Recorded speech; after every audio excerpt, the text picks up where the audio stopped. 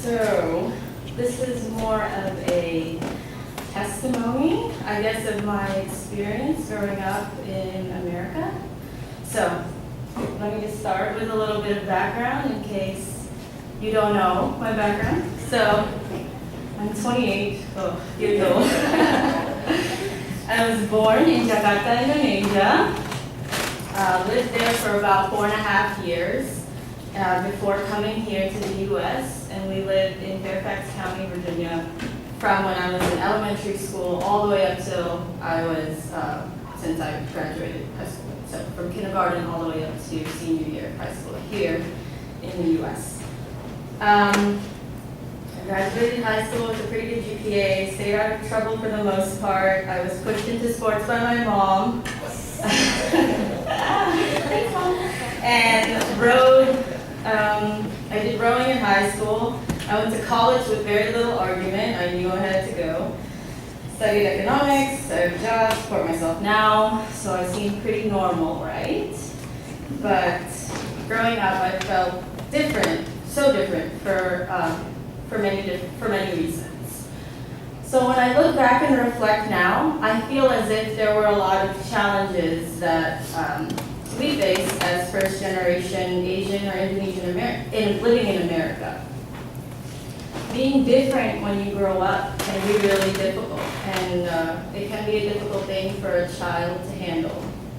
So I remember when I was little, I asked, why do I have to drink warm water when I'm sick? I don't understand. What is masuk angin?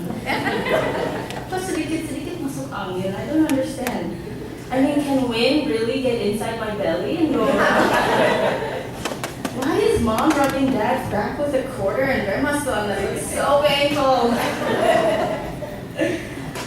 So growing up as a child, I was always different than the other kids. I had dark hair. All my friends were, light hair. I had black eyes. I ate lots of rice.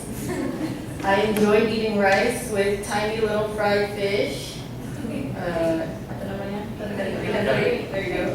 Which all my friends thought was just gross looking.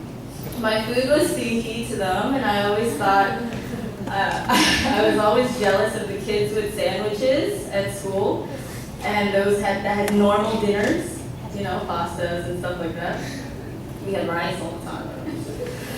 So it's as if I grew up in two different worlds. There was my Bulat friends at school that I hung out with during the weekdays, and then there was my Indonesian friends at church, who I grew up with during the weekends. So I spent a lot of the weekends going to acara-acara Indo with my parents, where I would play with my Indonesian friends. I spent a lot of time trying to be well-behaved, never talk back to my parents,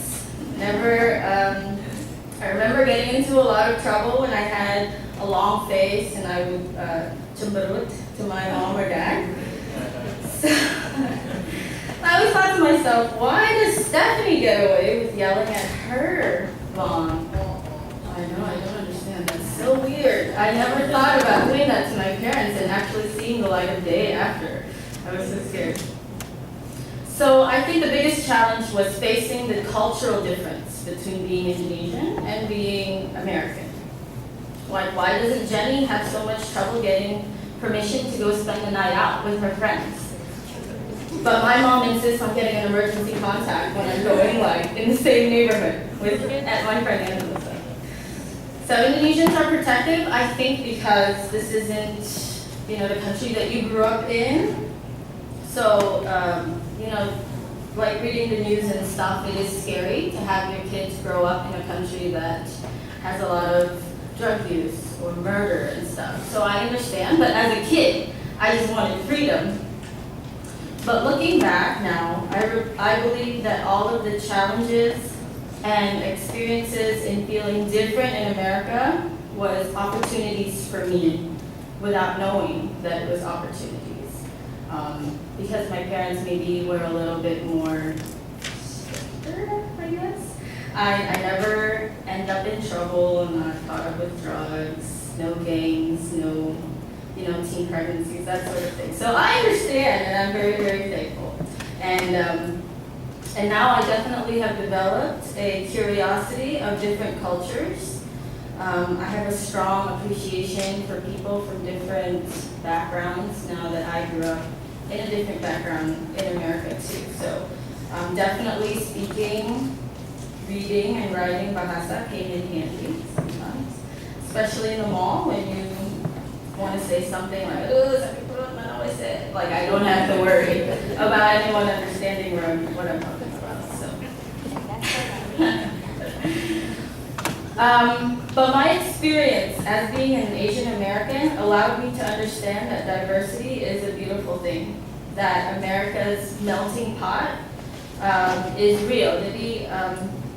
People that I grew up with did come from different backgrounds too, and I grew up with people Indonesian as well, like Alma, and all them. We all grew up together. We all experienced the same things growing up. So I felt like we were American, yes, but we were also, we were American. We cheered during July 4th. We cried during 9/11. We felt happiness when Obama was elected. And and we take pride when we sing like the Star Spangled Banner and stuff. But what makes our experience unique growing up as Indonesian American is that we understand the meaning of diversity. So we understand that even though we're American, but we're also very much Indonesian. There's values and there's like ideals from the Indonesian culture that I carry with me every day. So this is how we're growing to understand. This is how I believe America is growing to understand diversity. So living side by side with kids growing up from different cultures, sama-sama, we feel like we understand each other better. So there's a sense of, I guess it helps eliminate racism and stuff like that, because I never really experienced it very much. Growing up in this area, very diverse.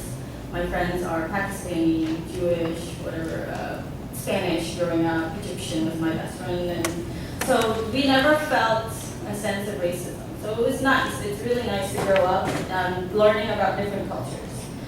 But the biggest thing in my life, which put everything in perspective, was my experience in the Indonesian Christian community. I was taught at an early age about the values of Christian love, patience, and kindness, and this helps to even more shape my experience here, looking different, but then understanding that, I have to love everyone just the same, growing up at church, it helped a lot. So I wanted to mention a verse.